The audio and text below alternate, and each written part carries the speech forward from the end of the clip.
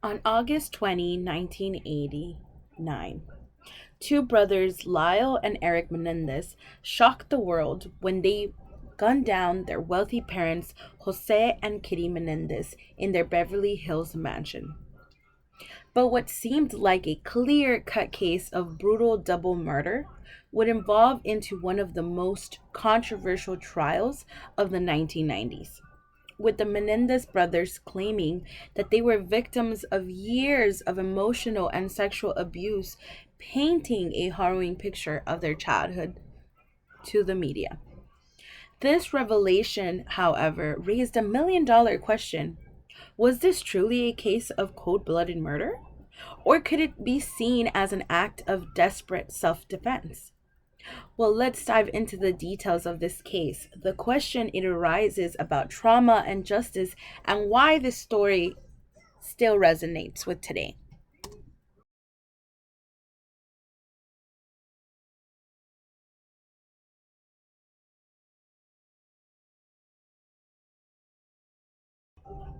This story begins in one of the most affluent neighborhoods in Los Angeles.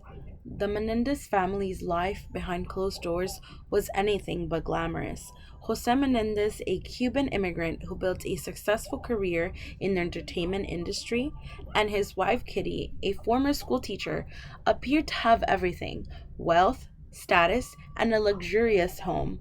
But the image of the perfect family quickly unraveled when their sons were arrested for their murder.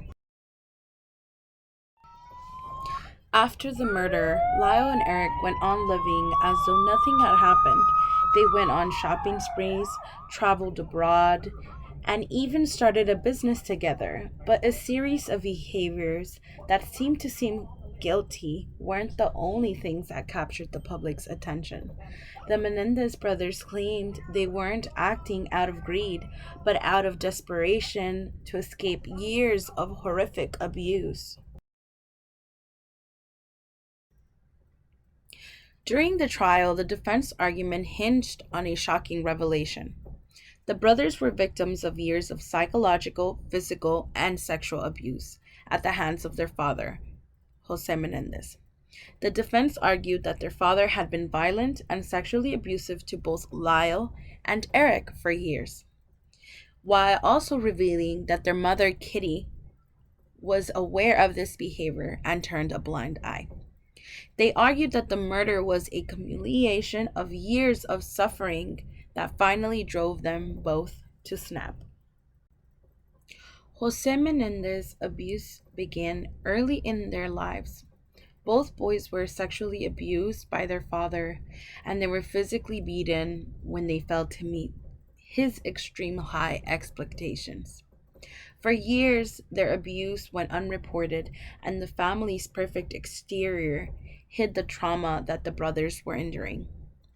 This tragic background painted the brothers as victims of their circumstances. Yet, when Lyle and Eric shot their parents with gunshots, the question remained: could the abuse justify the crime? Or were they simply murders trying to cover up their greed and ambition for their parents' money? In the first trial, the defense struggled to make the case stick. The prosecution painted a very different picture. They argued that the brothers were motivated by greed and that they killed their parents to inherit their wealth. They pointed to the brothers' lavish spending and carefree behavior after parents' sudden death. To the prosecution, the abuse was a convenient excuse for the brothers to avoid punishment, a way to manipulate the court into seeing them as victims. Ultimately, the jury was deadlocked, and the trial ended in a mistrial. In a second trial, the defense was able to present more testimony about the brothers' trauma. They introduced expert testimonies from psychologists who explained that psychology damage the brothers suffered from years of abuse, making the case that their actions were the results of severe mental health issues. The second trial resolved in convictions for first degree murder, and both brothers were sentenced to life in prison without the possibility of parole.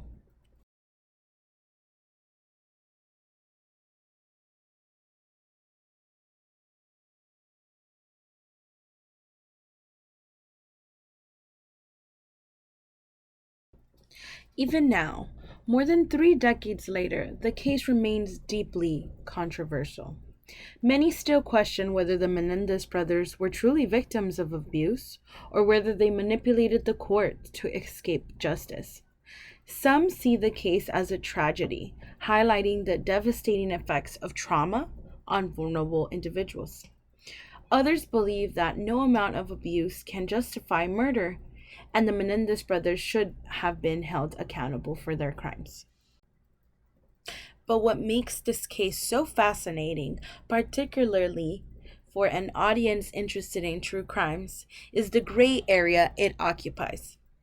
There are no easy answers. In one sense, it's a classic true crime story. There's murder, a family torn apart, and a trial that reached the nation. But on the deeper level, it challenges us to think about what justice really means. If someone commits a crime, but they are suffering from severe psychological trauma, can they still be held accountable? Or should their history of abuse be considered a, a major factor?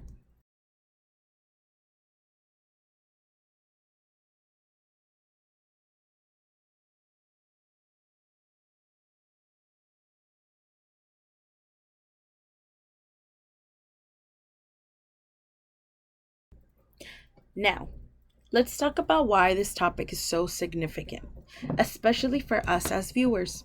The Menendez brothers case isn't just a true crime story, it is a profound, complicated examination of trauma, mental health, and criminal responsibility.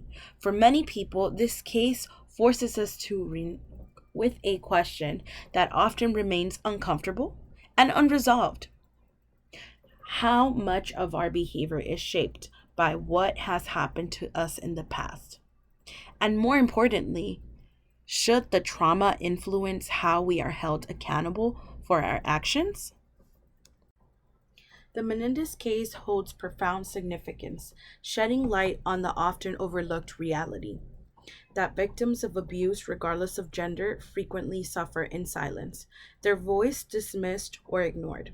For years, the Menendez brothers endured systematic psychological, emotional, and sexual abuse, which left deep scars on their mental health. Their tragic actions were not the result of a momentary lapse in judgment, but were instead the accumulation of years of profound trauma. This case forces us to recognize with uncomfortable truths about the long term consequences of abuse, which can often be minimized or misunderstood, particularly when those affected are unable to fully communicate their mental toll they've endured. The public and legal systems were quick to dismiss the brothers' claims, labeling their trauma as a mere excuse for murder rather than considering it as a powerful explanation for their actions. This case is not just about the Menendez brothers, but about how society and the justice system addresses the intersection of trauma, mental health, and criminal behavior. The inability of the court to adequately recognize the trauma these men experienced until expert testimony of abuse was permitted reveals how unprepared the system was to handle such cases in the 1990s. For all victims, regardless of gender, this case underscores the importance of acknowledgement, the deep psychological consequences of abuse, and addresses them within the legal framework. It compels us to ask critical questions. How do we hold individuals accountable for actions born from years of harm? And how can we involve our understanding of justice to ensure that victims, whether men or women, are not fully harmed by a system that fails to comprehend the full extent of their trauma?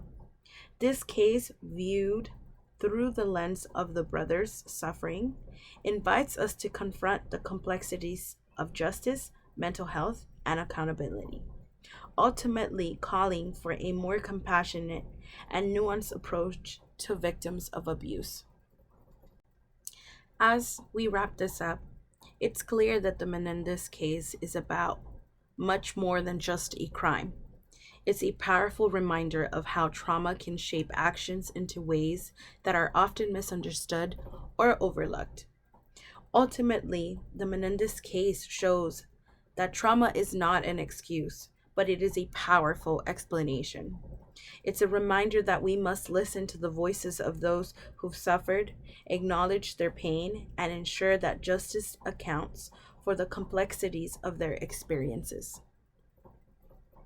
It's a lesson that applies not just to this case, but to the way we treat all victims of abuse, and one that will hopefully guide us towards a more just, compassionate future.